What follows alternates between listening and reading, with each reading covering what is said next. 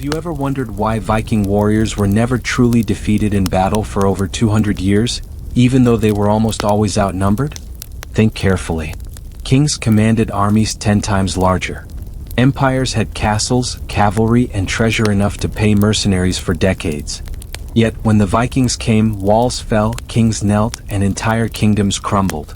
What secret allowed them to sweep across Europe, carving fear into the hearts of every king, priest, and soldier they faced? The answer is buried in smoke, steel, and silence. A truth whispered by ravens on the battlefield. And as we peel back the layers of their story, you'll see why no enemy could ever hold them down, until the world itself began to change. But first, we must step back to the night it all began. The year was 793. Off the northeast coast of England lay Lindisfarne, a holy island where monks devoted their lives to prayer and peace. The sea was calm, the sky pale, and the monastery bells rang softly as chants rose in the chapel. But then, the horns. A sound no one had ever heard before. Deep, guttural blasts that rolled through the fog like the voice of some ancient beast. Monks rushed to the shore and froze. Out of the mist came black shapes, long, narrow ships, their prows carved into snarling dragon heads. Within moments, the tide of men poured onto the beach. Axes, swords, shields flashing in the pale light. They moved fast, too fast. Before the monks could even pray, fire consumed the wooden halls. Screams tore through the holy island. Gold, relics, and treasures were ripped away. This was not just a raid. It was a message. Europe trembled as word spread. The Northmen had come. And with them, a storm that would not pass for 2 centuries. What the Vikings unleashed that day was more powerful than steel. It was fear. Europeans described them as demons, wolves in human form, pagans untouched by fear of God. They seemed inhuman, unstoppable, brutal beyond comprehension. But the Vikings understood something their enemies did not. To win a battle, you must first win the mind. Their tattoos, their war cries, their berserkers howling like beasts, it was theater of terror. Soldiers lost courage before their swords even touched. Towns surrendered at the mere sight of a longship prow on the horizon. Fear was not a side effect of war. It was their first and sharpest weapon. But fear alone does not last. To understand why the Vikings endured for centuries, we must look to their birthplace. Scandinavia was no land of comfort. Winters were long, seas merciless, soil thin. Life itself was war against nature. A child who survived these trials grew into something different. Hardened, resilient, relentless. By the age of 10, boys were already training with wooden swords, learning to row for hours against icy winds, wrestling until their bones ached. Their sagas taught them, life is short, but glory is eternal. And glory had only one true path, battle. To die in war was no tragedy. It was triumph. For in their belief, death carried them to Valhalla, where Odin welcomed warriors with endless feasts. What can you do against a man who does not fear death? Against an army that sees dying as winning? This was the Vikings' second secret, faith that turned men into steel. In Europe, kings commanded from the rear. Safe on horseback, surrounded by guards, they shouted orders across the battlefield. The Vikings laughed at such leadership. Their jarls and herrsers, their commanders, led from the front. When a raid began, the jarl was the first to leap from the longship into the fray. He bled beside his men. He risked death with them. That bond was unbreakable. If your leader would die for you, would you not fight twice as hard for him? This leadership style gave them loyalty no gold or throne could buy. It made Viking warbands move as one body, one heartbeat. Yet nothing terrified Europe more than the longship. These vessels were unlike anything seen before. Built of overlapping planks, flexible and light, they could withstand storms that shattered other ships. They were fast, sleek, able to cross oceans or slip silently up shallow rivers. Imagine this, you live 100 miles inland. Safe, you think, from sea raiders. But then, one morning, smoke rises on the horizon. The Vikings have rowed up the river and now stand at your gates. The longship was not just transport. It was a ghost, a silent shadow that erased the idea of safety. Northumbria fell first. Its king slain, its wealth carried away. Mercia tried to resist, but its armies broke. East Anglia surrendered, its king forced to kneel. In Francia, the descendants of Charlemagne found themselves helpless. The mighty city of Paris was besieged by Vikings. To save themselves, kings paid ransom after ransom, sending wagons of gold and silver into Viking hands. The Muslim cities of Spain, too strong and fortified, were stormed and looted. Even the distant Mediterranean felt their fury, as Viking sails appeared where no one believed they could reach. Everywhere they went, kings bent or burned. But the reason wasn't brute force. It was their refusal to play by the rules. While kingdoms prepared for grand battles on open fields, the Vikings struck when least expected, at night, in storms, from rivers through forests. They never fought fair. And that was the point. And yet, there were times when they should have lost. At times, enemies surrounded them. Armies outnumbered them 10-1. But here lies their third secret. The Vikings never allowed their enemies to dictate the battlefield. If the fight was unfavorable, they melted away into rivers, ships, forests. To the enemy it looked like victory, until weeks later the Vikings returned at a different place, stronger, hungrier. They understood something vital. Battles are won not by strength but by choice. For 2 centuries Europe asked the same question. How could such a small people defeat kings and empires? How could farmers from frozen lands outwit trained knights, break castles and command rivers of gold? Why, for over 200 years did no one crush them? The chronicles say it was their savagery. The sagas say it was Odin. But the truth, the real secret that kept them invincible, was something even more dangerous. Something hidden in their blood, their minds, and their ships. We are only at the surface. The storm has just begun. In the next chapter we step deeper, into the training of Viking warriors, the rituals that made them fearless, and the weapons that turned ordinary men into legends. Stay close, for the secrets are about to grow darker. Have you ever heard the saying, "The enemy you underestimate is the enemy who will kill you"? That was the fate of kingdoms that crossed paths with the Vikings.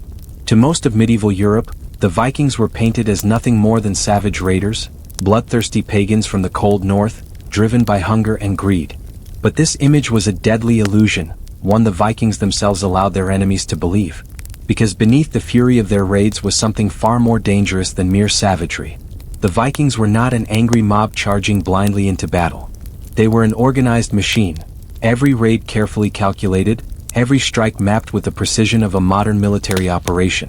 And this was their first secret.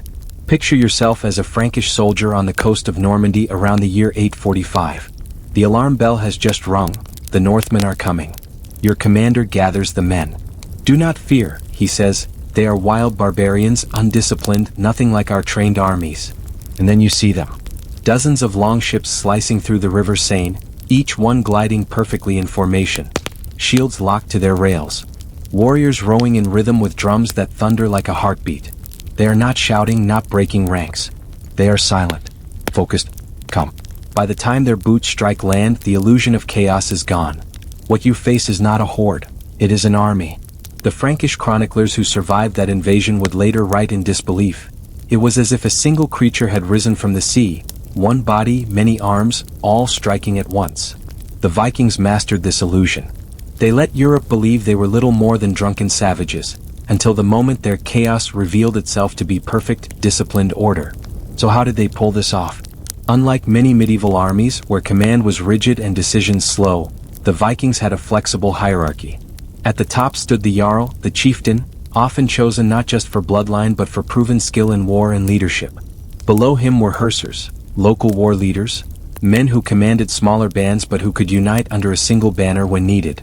This decentralized structure meant that even if a Jarl was killed, the raid didn't collapse. Each Herser could adapt, taking command instantly, ensuring the mission continued. Compare this to the armies of kingdoms like the Anglo-Saxons or the Franks. Kill their king or general and panic often spread through the ranks. The Vikings made sure no single death could end their battle.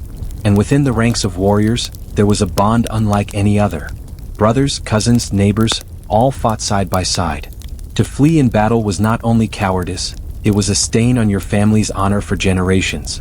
This social glue gave them a ferocity that no king's gold could ever buy. But discipline alone did not win them 2 centuries of dominance. Their greatest weapon was speed.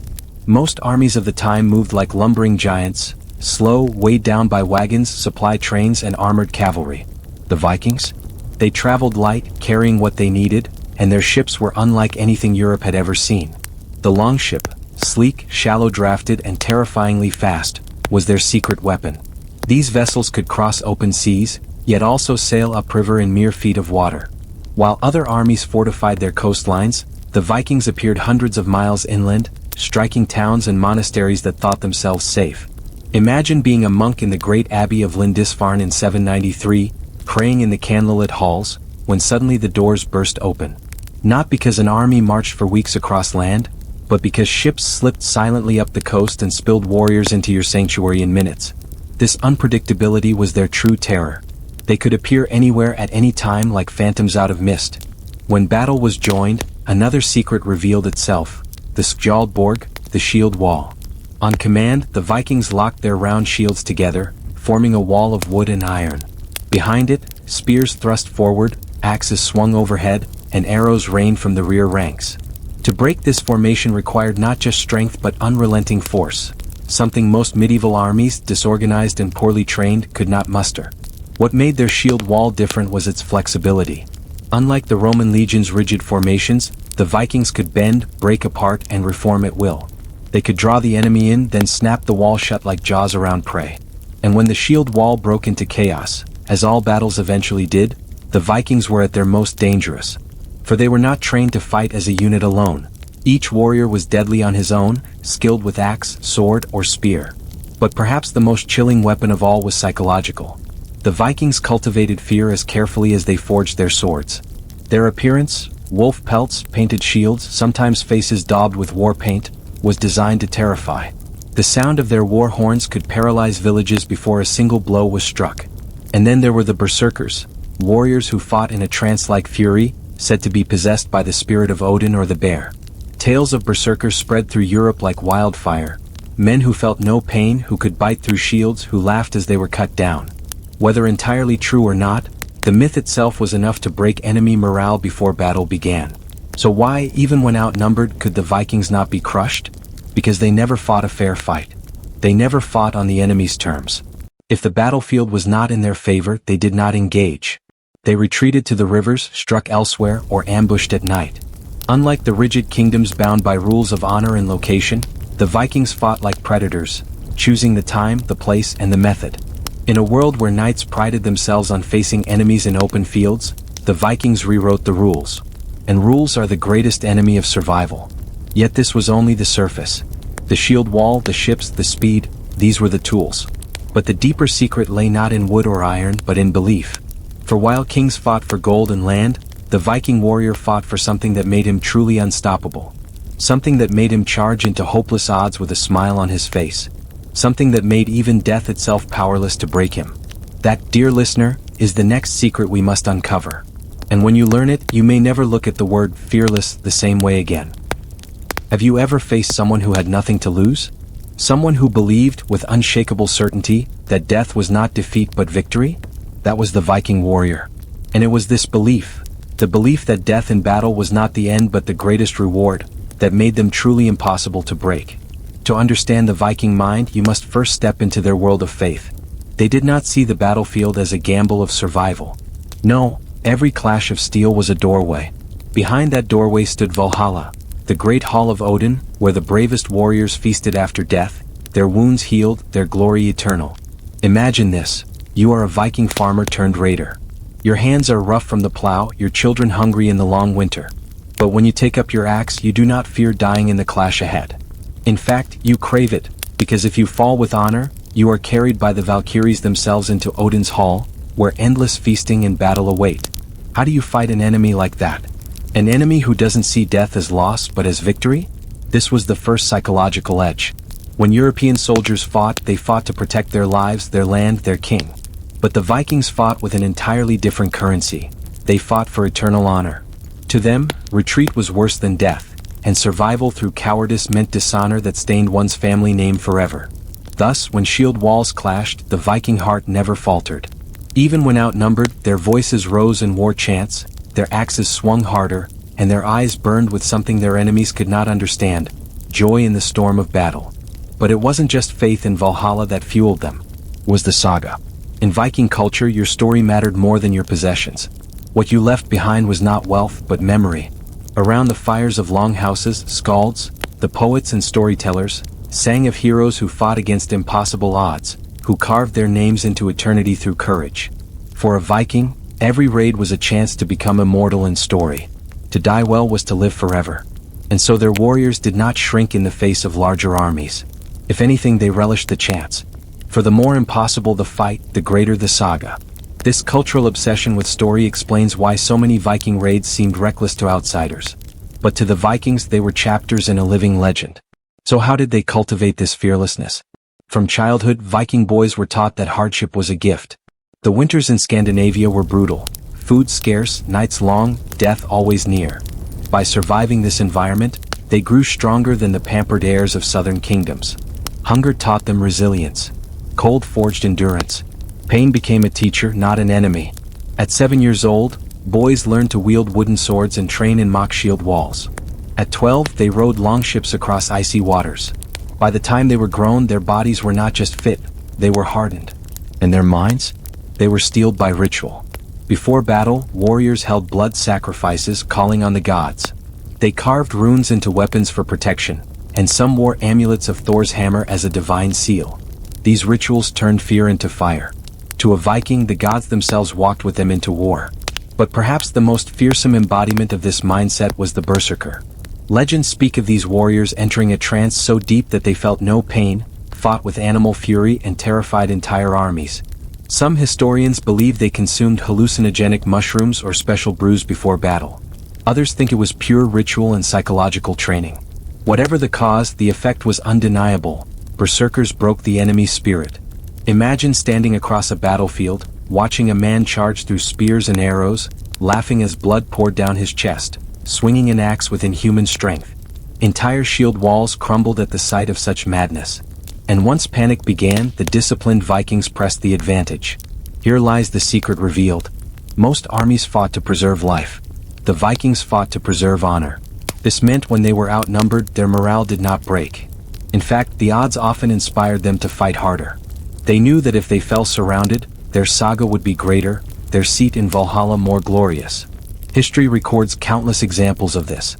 In 873, a small band of Vikings held a river fortress against waves of Frankish soldiers. They fought to the last man, buying time for their fleet to escape. Chroniclers noted with shock how not a single Viking surrendered. In 991, at the Battle of Maldon, Viking raiders faced an Anglo-Saxon army many times their size. Instead of fleeing, they lured the English across a causeway, then trapped and butchered them when the tide rose. It wasn't numbers that decided battles. It was will. And no one's will burned brighter than the Vikings. Yet here's the deeper twist. The Vikings' fearlessness was not just about religion or culture. It was about identity. They believed they were part of a divine destiny, that Odin himself wove their fates on the loom of life.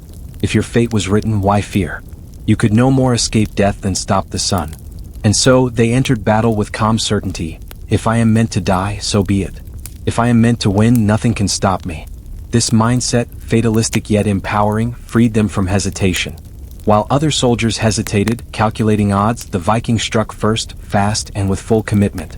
Their enemies called it madness. But it was strategy, psychology weaponized. But you may wonder, were they always warriors? Did every Viking live in the shadow of battle? Here lies another revelation. Their daily lives were not endless war. Most were farmers, fishermen, craftsmen. Yet this life of labor forged the same resilience. Imagine rising before dawn to herd cattle, chop wood, row fishing boats in icy fjords. Every day was training, every chore a lesson in endurance. And when raids came, these same men, fathers, brothers, sons, transformed into warriors. Their strength came not just from iron, but from a life of survival against nature itself. So here was the secret of fearlessness. The Vikings could not be broken because they did not fear death. To them, death was not defeat, it was reward. But this raises a question that chills the spine. If death was not their enemy, then who was? The answer to that mystery would shape the very destiny of the Viking Age. For though they feared no army, there was one foe, the only foe, that could end their reign. And that secret, my friend, is waiting in the next chapter. Death was not their enemy. Armies, no matter how large, were not their enemy. Kings with crowns of gold, castles of stone, and armies 10 times their size were not their enemy. For 2 centuries, the Vikings struck like thunder and vanished like mist. They bent the might of kingdoms. They shattered the pride of emperors. They left trails of fire along the coasts of Europe. But even legends have a weakness. And for the Vikings, their greatest foe was not a sword, nor an army, nor even a king. It was something far quieter, something that crept unseen into their lives and struck when no shield wall could stand. The enemy was time. Not time as in years ticking by, but the slow, grinding weight of change. For while Viking raids thrived on surprise, speed, and fearlessness, the world around them was not frozen. Kingdoms learned. Castles grew stronger. Armies adapted. And trade, sweet, golden trade, tempted the Vikings away from their war-born roots. This creeping transformation, combined with the burdens of their own success, began to chip away at the very edge that had made them invincible. Let us rewind to the 9th century. The Vikings have already burned Paris, plundered Lindisfarne, and carved settlements into Ireland, England, and beyond. Their reputation is unmatched. But something unexpected begins to happen. Instead of fleeing at the sound of horns, villagers start to fortify. Kings, humiliated by defeats, begin to build stone castles, structures that no quick raid can easily penetrate. The Saxons, the Franks, even the Slavs begin to develop systems not to defeat the Vikings outright, but to outlast them. And here lies the paradox. The very success of the Vikings, spreading terror across Europe, taught their enemies how to resist them. The shield wall still held. The longships still cut rivers like knives. But now, ambushes were harder to plan. Monasteries built walls. Towns formed militias. And in time, the Vikings found themselves fighting not helpless peasants, but prepared soldiers. But the most dangerous enemy was not castles or militias. It was within. You see, the Vikings were never just raiders.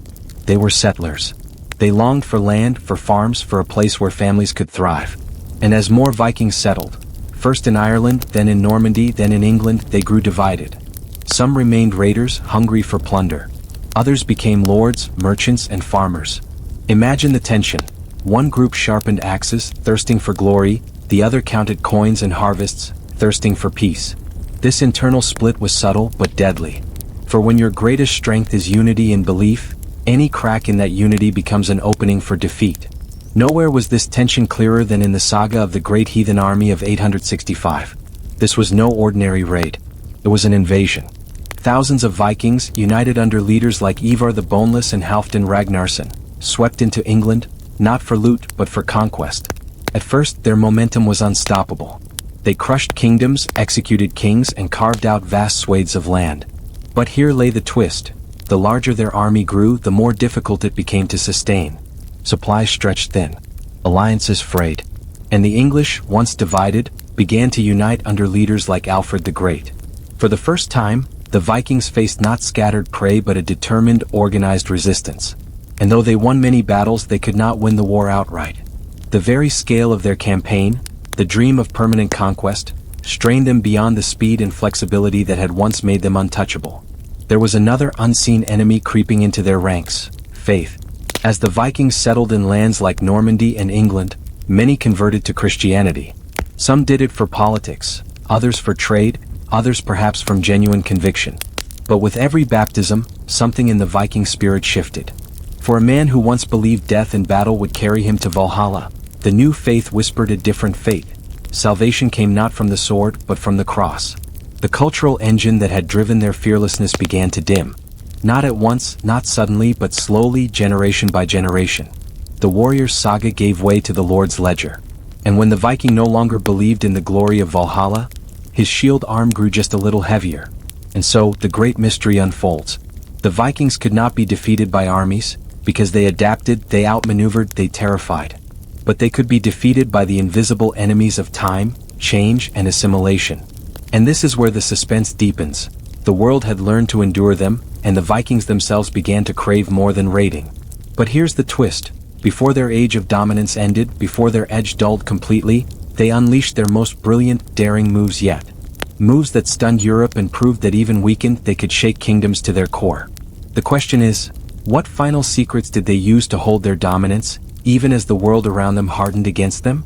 That we will uncover next. To understand why the Vikings began to lose their edge, picture their daily life in these years. In the beginning, life was endless adventure. Raids, feasts, battles, voyages. But in the later Viking age, the longhouse filled not just with warriors but with merchants. Tables once piled with loot now stacked with trade goods. Silk from the east, silver from the caliphate, spices from the south. The sagas of old still rang out, but children were more likely to learn farming than swordplay. Women managed farms, crafted cloth, raised children, anchors of stability that made raiding seem less appealing for the next generation. The Vikings were becoming not just raiders, but part of the very world they once terrorized. And here is the irony. In conquering so much of Europe, they planted the seeds of their own transformation. So, we are left with this haunting paradox. The Vikings could not be defeated by sword, yet they were undone by time. They could not be broken in battle, yet they fractured from within. They could not be denied by kings, yet they were reshaped by the quiet hand of faith and trade. But do not mistake this for the end of their legend. For in the twilight of their power, the Vikings pulled off feats so daring, so audacious, that even their enemies could only shake their heads in awe. And the greatest of these feats, one that would change the very map of Europe forever, is what we must explore next. Have you ever thought about the one moment in history where everything should have collapsed for the Vikings? The moment when the world finally had them cornered? Imagine an entire continent watching, kings uniting, armies swelling, all in agreement. The Norse raiders must be stopped once and for all. On paper, the Vikings' days were numbered. But history, as it often does, had other plans. And what unfolded in this chapter became one of the most astonishing demonstrations of Viking resilience, cunning, and tactical brilliance. A story that explains why, for centuries, they were nearly impossible to erase. The year was 885. The Seine River rippled under the weight of mist, and Paris, one of the wealthiest cities in Europe, rose behind its fortified walls. The city was a jewel, the heart of the Frankish Empire, and the Vikings wanted it. They had plundered smaller towns, monasteries, and villages with ease. But Paris? This was different. This was a fortified stronghold, defended by soldiers, kings, and an army far larger than anything the Vikings could muster. Contemporary sources tell us that nearly 700 Viking ships, carrying over 30,000 warriors, sailed down the Seine like a storm at sea. Their longships, sleek and fast, formed a serpent of wood and steel that stretched for miles. To the Franks, this was the moment. Sheer numbers would finally crush the Norsemen. To the Vikings, it was an opportunity to show the world that walls and numbers meant nothing against their ingenuity. But here's the twist. The Vikings didn't actually have the numbers the legends suggest. Many historians believe that the figures were exaggerated by terrified chroniclers. In reality, the Franks outnumbered them. The defenders had strong walls, better supplies, and reinforcements on the way. The Vikings? They had audacity, adaptability, and one secret weapon: unpredictability. The Franks had fortified bridges over the Seine to block the Viking advance. These were not just wooden crossings. They were stone and iron fortresses in themselves, bristling with men ready to rain down arrows and boiling pitch. The Vikings, masters of river raids, were stunned. They had always relied on mobility, darting in and out of rivers, striking undefended towns. But Paris was different. The walls stood tall, the bridges unbreakable. The Franks had set the trap, forced the Norse into a standstill, starved them, bleed them, and finally crushed them. And this is where the story should have ended. Any other army would have given up. Any other warlord would have turned back. But the Vikings? They changed the rules of war right in the middle of the battle. Instead of retreating, the Norsemen laid siege. They constructed makeshift fortifications around the city, turning from raiders into besiegers overnight. But here's the detail that reveals their genius. They didn't just fight with swords and axes. They fought with engineering. They built massive catapults from scavenged wood to hurl stones at the walls. They fashioned towers on wheels, pushing them towards the bridges to fire down on the defenders. They crafted battering rams, covered in wet animal hides to protect from fire. This was not the wild, chaotic Viking mob the Franks expected. This was an organized war machine that could adapt to any situation. But still, the walls held. Months dragged on. Disease spread. Food dwindled. It seemed inevitable. The Norse would finally be defeated, their aura of invincibility shattered. And then came the moment that changed everything. Instead of fighting to the bitter end, the Vikings shifted tactics yet again. They realized brute force wouldn't break Paris. So, they turned to something else: psychological warfare and negotiation. They kept attacking in waves, keeping the Franks exhausted and terrified, but never fully committing. The defenders expected a final, suicidal assault, but it never came. Instead, the Norse leaders sent envoys under a flag of truce. They demanded tribute, an enormous ransom in gold and silver in exchange for sparing the city. And here's the kicker: the Franks paid. Despite having the advantage, despite outnumbering the Vikings, despite holding the walls, the Franks were so shaken, so demoralized by the relentless Norse attacks, that they chose to buy peace rather than risk annihilation. The Vikings sailed away, coffers full, reputations intact, their legend of invincibility stronger than ever. This battle wasn't just about swords and shields, it was about perception. The Franks learned what so many others had before them. The Vikings were not just warriors. They were storytellers of fear. Every village they burned, every monk they slaughtered, every impossible siege they survived, all of it built a myth that spread faster than their longships. People began to believe the Norse could not be defeated. And belief in war is as powerful as steel. Now pause for a moment. Imagine being a Viking warrior in that camp outside Paris. You've endured hunger, disease, arrows raining down, and the hopelessness of watching your best weapons fail. And yet, instead of dying in defeat, you walk away with silver in your pouch and the world still trembling at your name. What's the lesson here? Is this: the Vikings thrived not because they always won battles, they thrived because they never accepted defeat as final. When strength failed, they used cunning. When cunning failed, they used terror. And when terror failed, they used patience.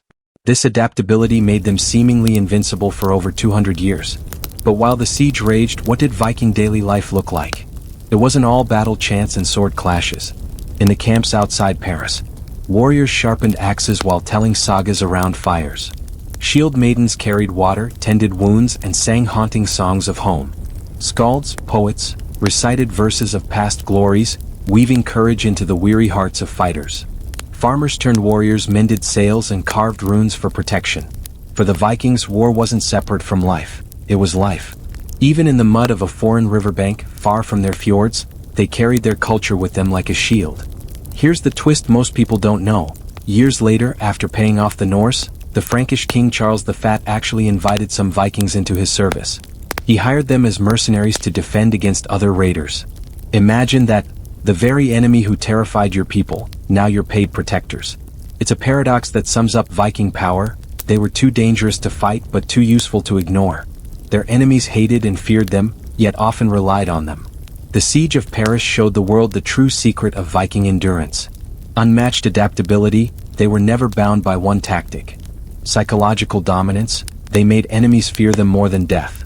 Fluid command structure, kings and jarls shared power with trusted captains, allowing rapid changes in strategy.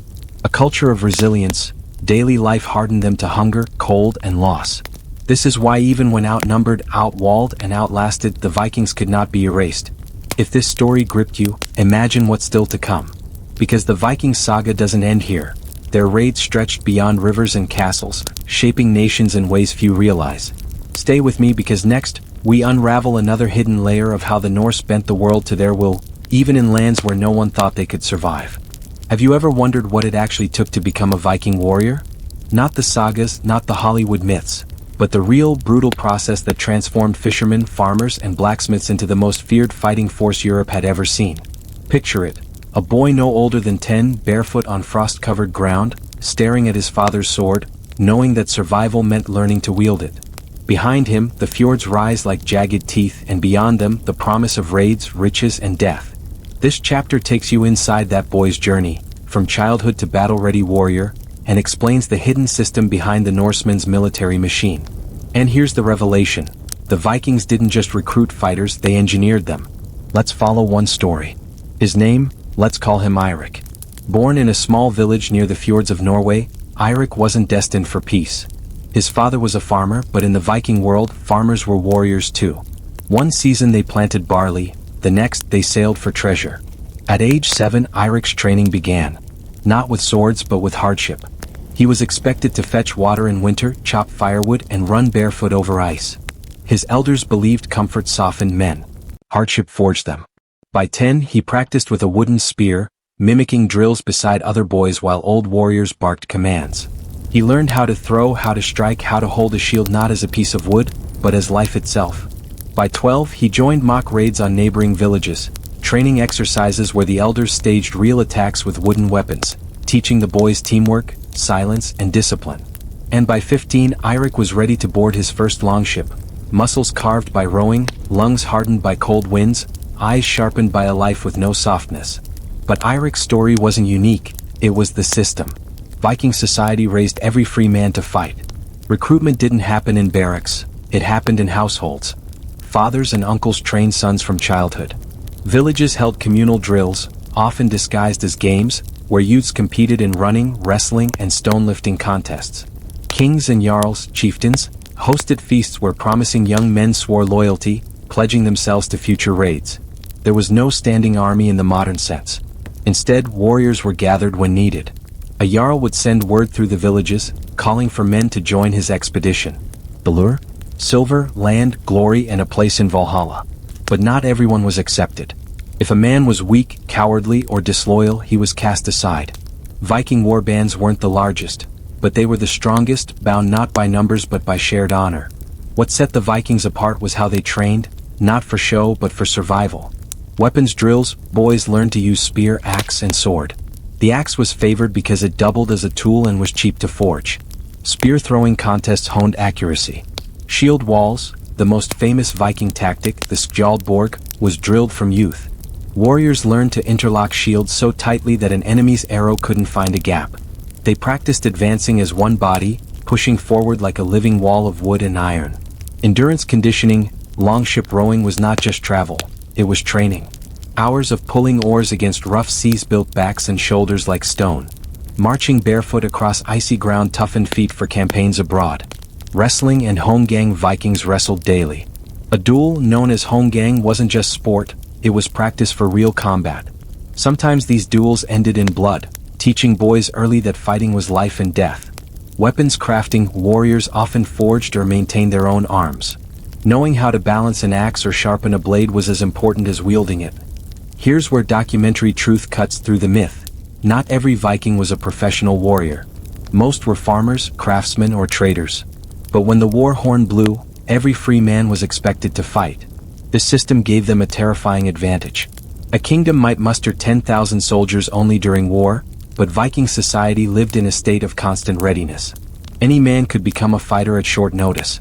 Even women, known as shield maidens, trained in some communities. While not as common as sagas suggest, they did exist, and their presence inspired awe and fear among enemies. By 16, Eirik joined his first raid across the North Sea. The target? An English monastery. The night was silent, the longship gliding through mist. Eirik gripped his spear, heart pounding. When the order came, he leapt ashore, shield raised. Arrows flew, monks screamed, and Eirik swung his axe for the first time in true battle. He felt the terror of war, the chaos, the blood, the clash of iron. But he also felt the exhilaration. He wasn't just fighting for silver. He was fighting for reputation. One raid could make or break a man's future. Cowards were remembered. Heroes were sung in sagas. And this is how recruits became warriors, not in training yards but in fire and blood. The Viking recruitment and training system made them impossible to fully defeat for several reasons. Constant fresh recruits, every generation produced fighters from boyhood. Their society replaced losses quickly, blending farmers and fighters. Unlike professional armies that required standing costs, Vikings could return home to farm, then fight again when called. They were self-sustaining. Toughness by environment. Living in the harsh north meant that even daily life, hunting, farming, fishing, was physical training. Honor as motivation. While other armies fought for kings or coin, Vikings fought for honor, family reputation, and the afterlife. This made them ferociously committed. Here's a hidden truth that applies today. The Vikings didn't just train bodies, they trained minds. They taught adaptability, resilience, and the belief that hardship was strength. Imagine applying that today. Instead of fearing discomfort, you embrace it as training. Instead of waiting for ideal conditions, you adapt like a Viking warband. Instead of chasing only wealth, you tie your effort to honor and legacy. This mindset, born in icy fjords, is why their story still resonates. But not every recruit thrived. Some failed. Some deserted. And others were sacrificed to Odin in rituals meant to bind the warband to divine fate. Which raises the question, did the Vikings truly believe every death in battle led to Valhalla? Or was it a tool to control recruits, to keep them fearless before the sword? That mystery lingers, and we'll peel back those layers soon. The making of a Viking warrior was no accident. It was a cultural design, a system built on hardship, honor, and adaptability. But what happened when these hardened fighters met an enemy even fiercer than themselves? That's where the story turns next. Stay with me as we uncover the moment the Vikings almost collapsed, and the decision that saved their entire way of life. Have you ever wondered what silence sounds like after centuries of thunder? The Vikings, those men who carved their names into the stones of Europe with fire, steel, and blood, had never known defeat like this. For nearly 200 years, their longships had darkened coasts, their axes split skulls, their sagas echoed through halls of terror. Yet in the autumn of 1066, on a field near Stamford Bridge, their legend was cracked. But the story did not end with that battle. No, what followed was stranger, more haunting, and more revealing than their victories. This was the last breath of the Viking Age. The field reeked of sweat, iron, and death. King Harald Hardrada, the giant of Norway, lay fallen, his throat pierced by an arrow. His dreams of conquering England bled out into the soil. Around him, thousands of his warriors lay cold, their famed battle axes resting in lifeless hands. Only a fraction survived. They had sailed across the North Sea with over 300 ships. When the battle was done, the survivors returned with barely 24. Imagine that, an armada reduced to a handful of vessels. The men who returned carried not plunder but silence, not victory songs but haunted eyes. For the first time in centuries, the Vikings had been broken not by storms, not by distance, but by men. Until Stamford Bridge, the Viking name was enough to make kings tremble. In Paris, entire fortresses had crumbled under their siege. In England, monasteries had burned to ash. In Ireland, kingdoms had paid tribute just to keep their shores untouched. But Stamford Bridge showed something the world had never seen before, that the Norsemen could be outmatched, outfought, and undone. The whispers began, the gods no longer favor them. Some said Odin had turned his face. Others claimed the old magic of the berserkers was gone. Whatever the reason, the aura of invincibility was shattered. And once fear is gone, everything changes. Picture the survivors limping back across the North Sea. The wind that once carried them like kings now howled like a mocking ghost. They rode with blistered hands, their eyes hollow, their armor dented, their ships half empty. Once their returns had been filled with spoils, gold, silk, slaves, and wine. But this time they brought only bodies and broken dreams. Villages that once gathered to hear tales of victory now stood in awkward silence. The sagas had no triumphant endings to sing. The last great Viking army had returned in disgrace. But here's where history twists the knife. Just 3 weeks after Stamford Bridge, another battle shook England, the Battle of Hastings. William, Duke of Normandy, crossed the Channel and crushed the English at Hastings. And where were the Vikings? Broken, too wounded to interfere. Had Harald Hardrada not fallen, had the Norse not been crushed at Stamford Bridge, history might have been rewritten. A Viking-Norman collision for the throne of England could have changed the world. Instead, Hastings sealed the rise of Norman power, while Stamford Bridge sealed the fall of the Vikings. It was as if fate itself had chosen that moment to close the curtain on their age. But make no mistake, the Norse spirit did not vanish overnight. In the years that followed, smaller raids continued. Fleets tried to strike England again. Bands of warriors sought to reclaim the terror of their forefathers. But it was never the same. Kings had grown wiser. Coastlines bristled with defenses. Fortified bridges blocked the rivers that once carried their ships inland. In 1071, Danish fleets tried again to invade England. They were met not with fear but resistance. The era when a Viking longship could appear on the horizon and bring kingdoms to their knees was gone. Every raid after Stamford Bridge was like a shadow of the past, echoes of a song that had once shaken the world but now faded into whispers. The decline wasn't just on the battlefield. It seeped into their culture, their very identity. Christianity had spread across Scandinavia. Old gods were abandoned, temples destroyed, runes replaced with crosses. The sagas of Odin and Thor no longer commanded devotion but lingered as fading stories told in quiet halls. The berserker, once feared as a beast of war, became a myth. The shield wall, once unbreakable, was replaced by knights in heavy armor. Even their ships, the dragons that had carried them to glory, fell silent in their harbors. It wasn't just that the Viking warriors had lost. It was that their world had changed and they could no longer bend it to their will. And yet, defeat can be strange. Sometimes it buries you. Sometimes it makes you eternal. Stamford Bridge was a grave, yes, but it was also a monument. Because the very scale of their fall preserved their legend. Think about it. If the Vikings had simply faded into obscurity, forgotten, their stories might have died with them. Instead, their sudden, dramatic end became unforgettable. Songs were still sung. Sagas were still told. Children grew up hearing of men who sailed dragons across seas, who feared no death, who stood in shield walls so tight that even arrows could not pierce them. They became legends, not just warriors. So, did the Viking Age end at Stamford Bridge? In one sense, yes. Their era of dominance, of terror and plunder was over. But in another sense, the Viking Age never died. Their blood runs through the Normans who conquered England, through the kings of Norway and Denmark, through the merchants of Iceland and Greenland. Their descendants would become explorers, traders, settlers, and their spirit would sail again centuries later when Scandinavians crossed oceans in search of new worlds. Even today their mythology grips us. The gods of Asgard live in films and books. Their runes are carved into jewelry. Their sagas are studied in universities. The Viking Age may have ended, but the Viking spirit transformed. Picture this: the last survivors of Stamford Bridge, old men now, sitting by fires in their longhouses. Their hair gray, their hands scarred, their eyes distant. They tell stories to their grandchildren, not of defeat but of valor. They describe warriors who fought until their last breath, who held the bridge against an army, who did not run even when death was certain.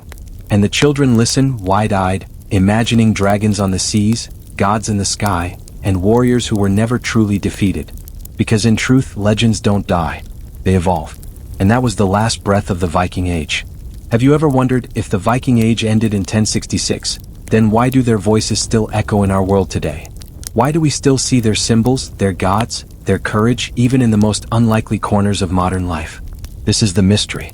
The Vikings were defeated at Stamford Bridge, their golden age of conquest silenced. But instead of vanishing, they transformed. Their swords turned to crowns, their raiding ships to merchant fleets, their war cries to sagas that outlived them all. The Viking Age may have ended, but the Viking spirit was reborn. 3 weeks after Stamford Bridge, England shook again.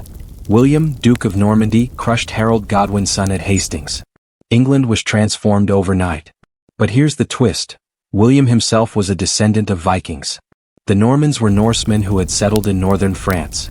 They had traded their longships for horses, their axes for lances, but the blood of Ragnar and Rollo still burned in their veins. The conquest of England wasn't just a Norman victory, it was a Viking aftershock. The same fearlessness, the same tactical brilliance that had once stormed monasteries now rode in chainmail on horseback. So even as one Viking dream ended at Stamford Bridge, another was being fulfilled at Hastings. The Vikings were no longer raiders on the fringe, they had become rulers at the very heart of Europe. But the rebirth wasn't just political, it was geographic. Centuries before Columbus set sail, Viking explorers had already crossed the Atlantic. Leif Erikson, son of Eric the Red, left Greenland around the year 1000 and found new lands, Vinland, believed to be parts of modern Canada. Imagine the courage. No maps, no compasses, only stars, currents, and instinct. To their people, these were not wild gambles. They were destiny. The same spirit that once pushed them to raid foreign coasts now pushed them into the unknown. Even after Stamford Bridge, their descendants carried this daring outward. The Greenland settlements endured for centuries. Iceland became a hub of literature and governance. And whispers of Viking journeys reached even further. The Arctic, Russia, even into Byzantine lands where Norsemen served as elite guards to emperors. The raiders of yesterday had become the explorers of tomorrow. It is here the Viking story takes its strangest turn. For centuries they had been the nightmare of kings. But by the late 11th century they had become kings themselves. In Norway, Denmark, and Sweden, Christian monarchies emerged. Old longhouses became castles. Pagan chieftains became crowned rulers. Their economies shifted from plunder to trade. Viking markets thrived with goods from as far as Baghdad, Constantinople, and North Africa. And their assemblies, the thing, where free men gathered to debate and decide, planted the seeds of democratic tradition. The same warriors who once lived by the axe now lived by the law. Yet the spirit of resilience, independence, and fearlessness did not fade, it simply changed shape. Only few realize just how deeply Viking influence runs in modern life. Language. Everyday English words like sky, egg, window, law, husband, and knife trace back to Old Norse. Law. Their tradition of local assemblies influenced both English common law and later democratic systems. Names. Cities across England: York, Grimsby, Derby, bear Norse roots. Stories. The Icelandic sagas, written in the centuries after their decline, preserved one of the richest medieval literatures in the world. What began as terror raids became cultural foundations. A people once feared became architects of the very societies that had resisted them. But perhaps the most haunting survival of the Vikings is not their words or laws or cities. It is their mindset. fearless in the face of impossible odds, unyielding against storms and setbacks, always searching for new horizons. You see it in the Scandinavian explorers of later centuries, venturing into polar ice when others dared not. You see it in the seafarers who dominated trade routes, their descendants pioneering shipping and navigation. And you even see it in modern values, innovation, adaptability, and resilience in the harshest conditions. The berserker spirit is gone, yes, but the resilience remains. And here's the strange part, it applies even now. When life feels like a storm, when odds are stacked against you, the Vikings offer a lesson. Never surrender to fear. Always adapt. Always press forward. But here's the unresolved question. Did the Vikings truly vanish? Historians argue their age ended in 1066. But when you follow the bloodlines, the traditions, the cultural imprints, the answer feels less certain. The Normans in England, the kings of Scandinavia, the Byzantine guards, the Icelandic riders, even modern Scandinavian nations. Perhaps the Viking Age didn't end. Perhaps it simply dissolved into the bloodstream of Europe, hidden in plain sight. And that is the mystery. Are we living not after the Vikings but within the world they created? Picture this, a Viking longship at sea. Its dragon head glistens in the spray. But as the mist swallows it, the ship transforms. The wooden dragon becomes a Norman warhorse. The sails shift into merchant cloth. The oars vanish into the hull of a modern ship cutting across the ocean. The vessel sails on, century after century, its shape changing but its spirit unbroken. Because that is the secret. The Viking Age ended. But the Viking spirit, fearless, restless, relentless, sails on. Have you ever noticed how some warriors vanish in history while others become eternal? The Persians faded. The Huns disappeared. Even the mighty Romans crumbled into dust. But the Vikings? The Vikings still stand. For 2 centuries they raged like a storm, impossible to defeat, shaping the destiny of kingdoms from Ireland to Byzantium. Yet when their swords were finally silenced, their memory did not vanish, it grew stronger. The Viking Age ended in 1066, but their immortality began the moment their defeat was sealed. This is not the story of their fall. This is the story of why they never truly died. Imagine this.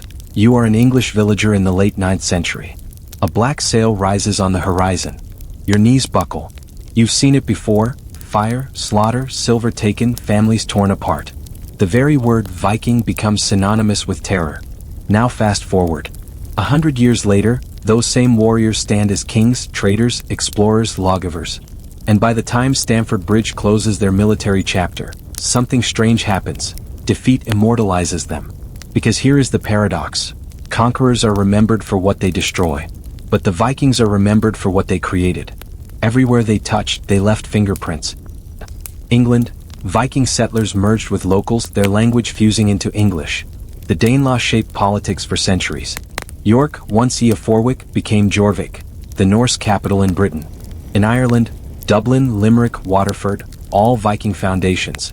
Cities still alive today. In France, Normandy, the land of the Northmen, became a powerhouse that would conquer England and beyond. In Russia, the very name Rus comes from Norsemen. The Kievan Rus dynasty sprang from Viking traders and warriors, ancestors of modern Russia and Ukraine.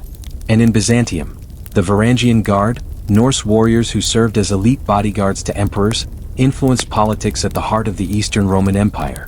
Everywhere they went, they did not vanish. They fused, they adapted, they built. Why did they endure when so many others disappeared? Adaptability. Unlike other raiders, they could shift identities. 1 century berserkers, the next century kings. They didn't cling to one way of life. They reshaped themselves. Myth-making. Their sagas were more than stories, they were survival. Even in defeat, their poets turned losses into legends. Stamford Bridge wasn't remembered as humiliation. It became a saga of bravery against impossible odds. Integration. Instead of vanishing in foreign lands, they married, settled, and blended into cultures. Their enemies' bloodlines became their own. Fearless curiosity. They didn't just raid. They explored. They crossed rivers into Russia, deserts into Byzantium, oceans into America. Where others stopped, they pushed further. But here's the question. If the Viking Age ended, why do they still haunt us?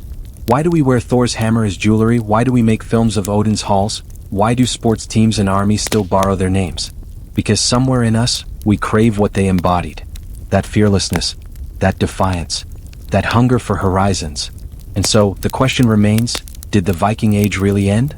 Or did it simply shift inside us? To understand their immortality, we must look not at their battles but at their lives. At dawn, a Viking farmer warrior rises. He tends fields, mends ships, sharpens axes. His wife manages the household, strong and respected, her authority unquestioned in his absence.